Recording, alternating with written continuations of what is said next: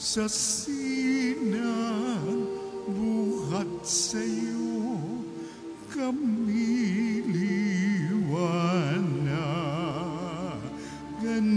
mo. Ama ng marali ka, dulot mo'y pagpapala upang kami magkusa.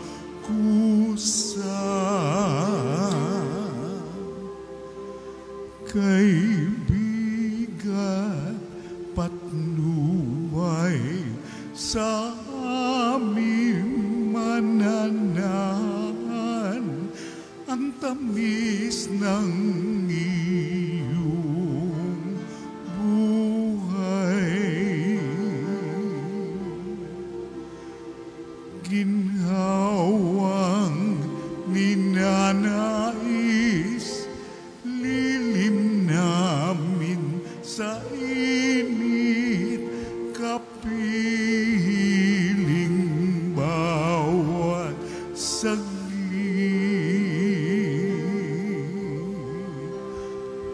Lubhang banal na ilaw, kami yung silayan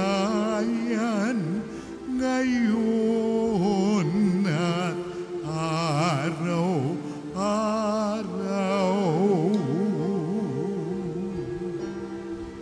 Kapag di ka nanahan, ay walang kaganapan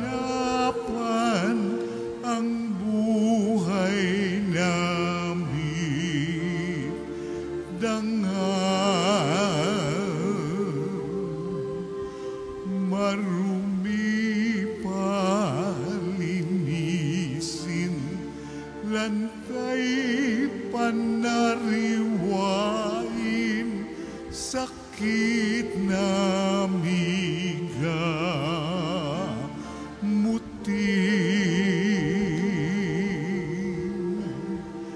kami gawing matapat sa pag-ibig, magalang lagi sa tamang landas. Tugunin aming luhod, kami malugod ng iyong pitong kaloob.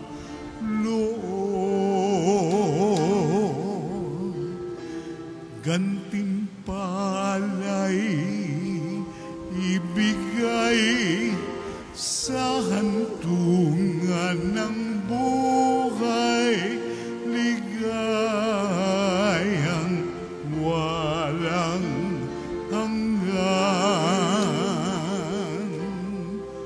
walang hanggan.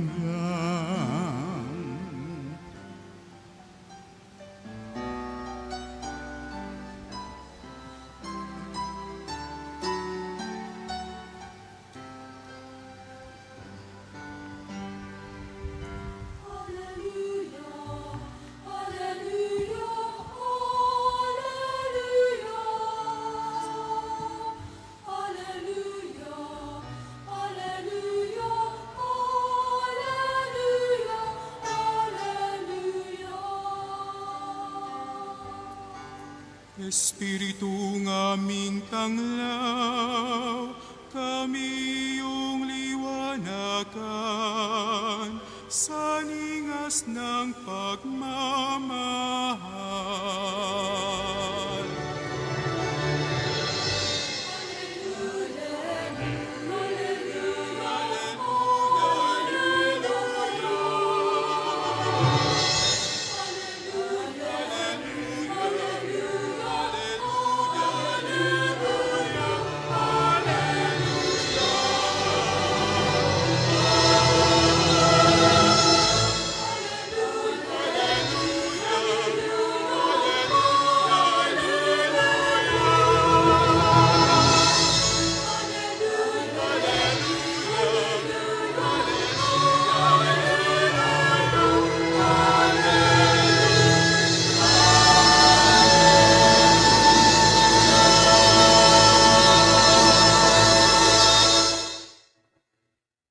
Sumainyo ang Panginoon. At sumaiyo rin.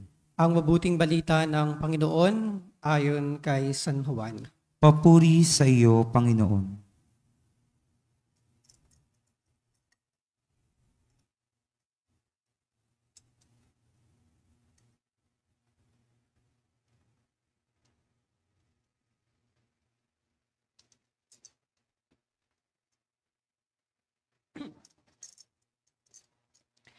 Kinagabihan ng linggo ding iyon, ang mga alagad ay nagkakatipon. Nakapinid ang mga pinto ng bahay na kanilang pinagtitipunan dahil sa takot nila sa mga Hudyo. Dumating si Jesus at tumayo sa gitna nila. Sumainyo ang kapayapaan, sabi niya. Pagkasabi nito, ipinakita niya ang kanyang mga kamay at ang kanyang tagiliran. Tuwang-tuwa ang mga alagad nang makita ang Panginoon. Sinabi na naman ni Jesus, sumainyo ang kapayapaan. Kung paanong sinugo ako ng Ama, gayon din naman, sinusugo ko kayo. Pagkatapos sila hiningahan niya at sinabi, tanggapin ninyo ang Espiritu Santo. Ang patawarin ninyo sa kanilang mga kasalanan ay pinatawad na nga. Ang hindi nyo patawarin ay hindi nga pinatawad. Mga minamahal na kapatid, ang mabuting balita ng Panginoon. Pinupuri ka namin, Panginoong Hesukristo. Magandang gabi at magandang buhay po sa ating lahat. Katulad ng sinabi ko po kaninang simula, ngayon po ay linggo ng Pentecostes, ang linggo ng pagpanaog ng Espiritu Santo sa mga alagad at sa ating inang si Maria.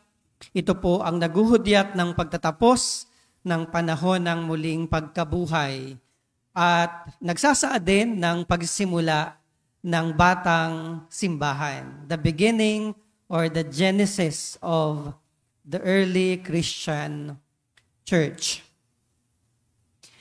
Kaysa po ng manunulat ng Salmo, dumalangin tayo sa Panginoon, taglay ang sinasaad sa Salmo kanina, Espiritu mo'y suguin, puong tanay yung baguhin. Ang Espiritu po na ipinagkaloob sa atin ng Panginoon ay Espiritong nagpapabago at nagpapanibago. Kung papaanong binago ng Espiritu Santo ang mga takot na alagad na nagkukubli sa isang silid, subalit noong sila ay pinagpakitaan ng ating Panginoon at nihangan ng Espiritu Santo, nung lumukob sa kanilang Espiritu Santo, ang mga takot na mga alagad ay naging matatapang at masigasig na tagapagpahayag ng mabuting balita. Sukdulang ibuwis nila ang kanilang buhay.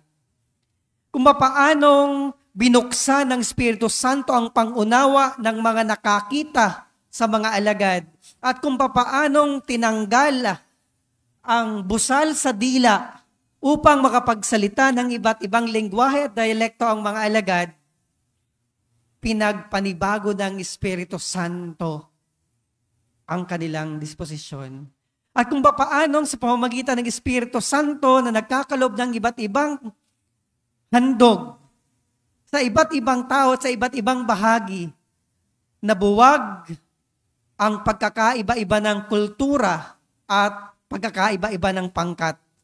Sinasabi sa ikalawang pagbasa, bagamat tayo'y iba't ibang bahagi, tayo'y bahagi ng iisang katawan dahil lang Espiritu Santo.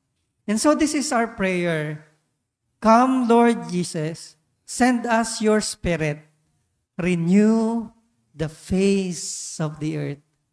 Espiritu mo'y suguin, puong tanay yung baguhin. May isang binatilyo po na nanalangin sa Diyos. Sabi niya, Lord, kapag dating ko naman ng 25 years old, bigyan mo naman ako ng kapangyarihan at lakas na baguhin ang mundo. Naging 25 siya. Nung 25 niya, na-realize niya ganun pala ang buhay.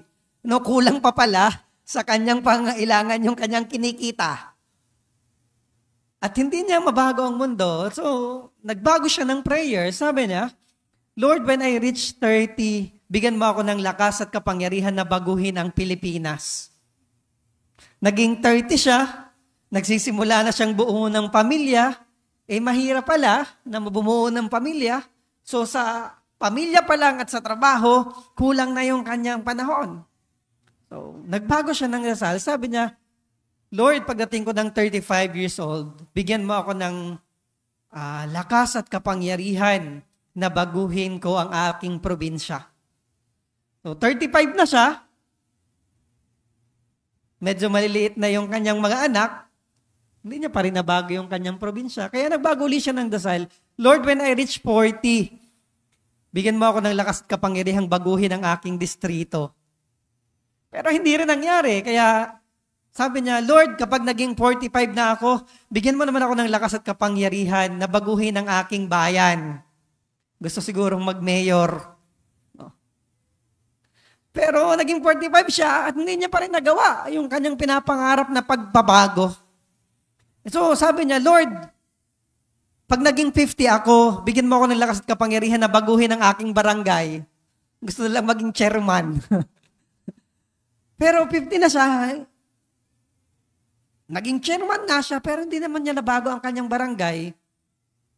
So, kaya sabi niya, Lord, pag 55 na ako, bigyan mo na lang ako ng kapangyarihan na baguhin ang aking pamilya. Yung mga anak niya, malalaki na, may kanya-kanya ng desisyon sa buhay, no, may kanya-kanya ng pagpapasya, hindi niya na mabago. No, yun na yun talaga.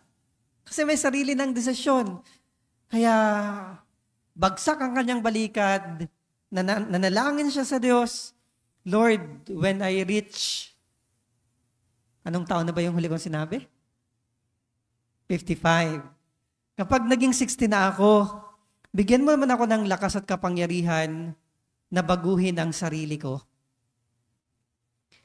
Kasi kung doon ako nagsimula nung bata pa ako, nagsimulang baguhin ang sarili ko nung bata pa ako, baka nabago yung pamilya ko, at kung nabago ko yung pamilya ko, baka nabago yung community, at dahil lumalaki na yung influence ng pagbabago, baka nabago ko ang aking barangay, ang aking bayan, ang aking distrito, ang probinsya, at marahil nagbago ang Pilipinas at ang mundo.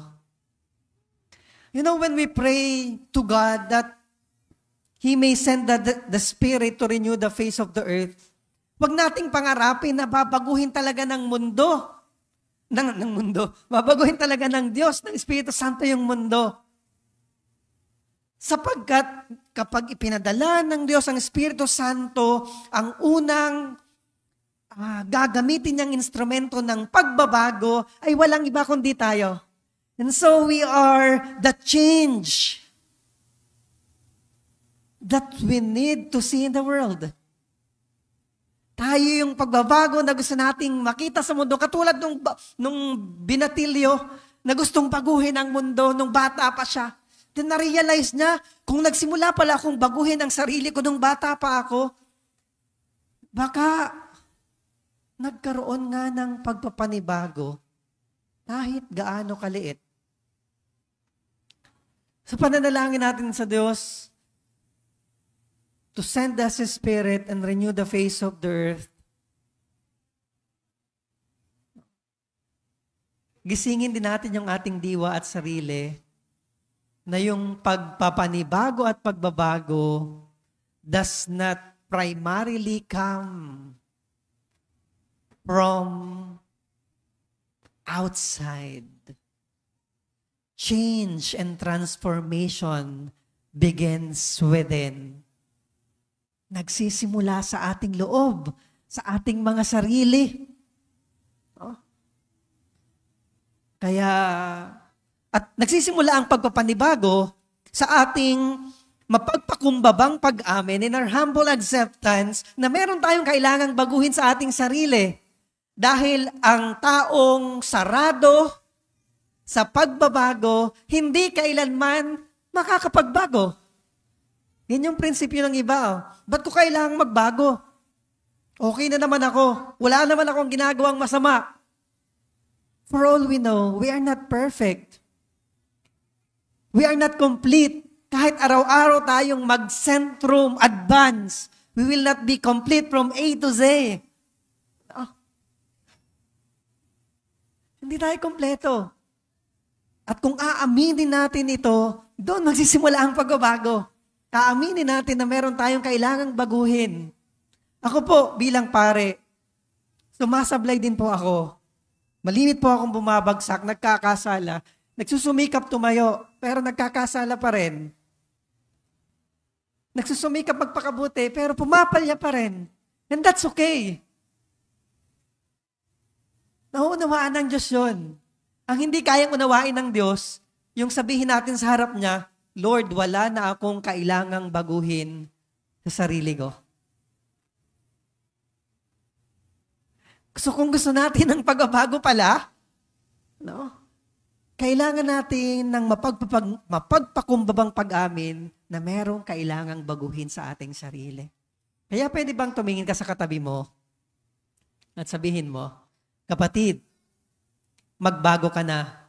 Ay, hindi pala, magbabago na ako. Sa sarili nga pala nagsisimula, hindi nga pala sa labas. Kapatid, magbabago na ako. No?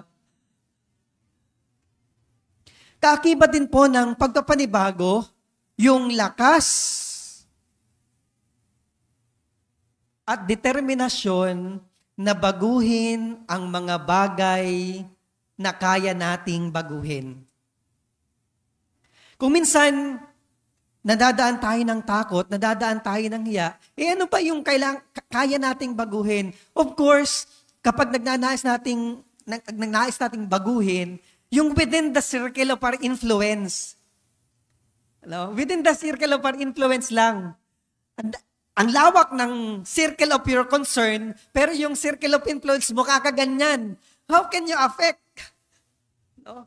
Yung malawak mong circle of concern, kung ang circle of influence mo ganyan, ang ibig sabihin, alin yung kaya mong baguhin? Di una yung sarili, pangalawa yung iyong pamilya. Yung iyong pamilya, yung iyong sarili, yung iyong pamilya. Yung mga subordinate mo, yung may impluwensya ka, wag mong sabihin sa hari o sa prime minister ng Israel, itigil mo na ang gera, magbago ka na. It's not within your circle of influence. Pero yung kaya mo sana na hindi mo ginagawa at hindi mo sinusubukan, kasalanan yon. That's sin of omission. Kaya nga sa inaamin ko, no? Sa aking mga pagkakasala, sa isip, salita at sa gawa, at sa aking pagkakulang, sa English, in what I have done and in what I have failed to do. Kung meron kang kakayahan na baguhin yung sitwasyon, yung bagay, yung pangyayari, at within the circle of your influence, at hindi mo ginawa, nagkukulang. Halimbawa, tatay ka, yung anak mo, alam mong napapariwara. Pero wala kang ginawa, man lang, para baguhin yung kanyang sitwasyon. Meron kang moral obligation because that's within your circle of influence. Yung ka-ministry mo, no, na ichinichismis ang buhay ng iba kahit wala namang katotohanan at hindi mo pinagsabihan. That's within your circle of influence.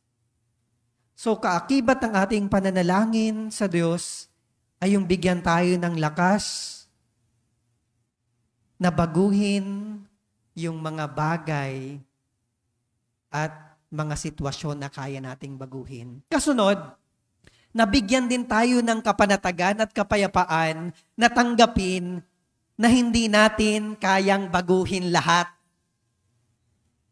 Hindi po natin kayang baguhin lahat. Magandang pangarapin sana. No? Kung makakahiling lang tayo kay Jeannie, sa Jeannie. o kay God na kaya nating baguhin lahat. Pero alam niyo po, kahit si God, kahit ang Holy Spirit, hindi niya binabago ang sitwasyon kasi may itinuturo ito sa atin. No, may tinuturo ito sa atin. So, ang kailangan natin ay kapanatagan at kababaang loob na tanggapin na hindi natin kayang baguhin lahat. Huwag mong pangaraping baguhin yung jowa mo. I will change him by my unconditional love. Hindi kasi Superman. Hindi ka superhero. Yung taong mahal ka, handang magbago para sa'yo. At hindi mo kailangang baliktarin ang mundo para magbago siya para sa'yo. Hindi. We need to accept the fact na hindi natin talaga kayang baguhin ang lahat. At kung hindi natin kayang baguhin ang lahat, ano ang kailangan nating baguhin? The way we perceive and we look at the situation.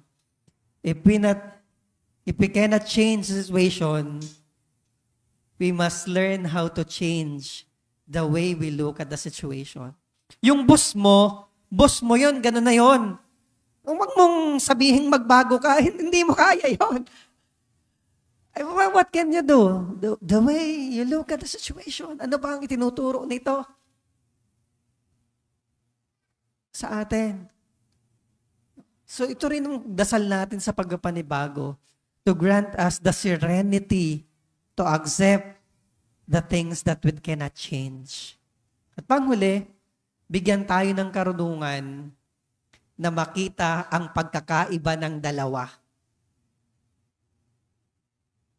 Ng mga bagay na kaya nating baguhin at mga bagay na hindi natin kayang baguhin. Kasi doon tayo pipili ng sarili nating laban.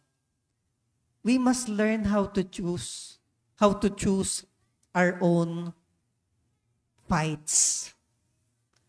Hindi pwedeng labanan mo ng labanan yung hindi mo naman kayang baguhin.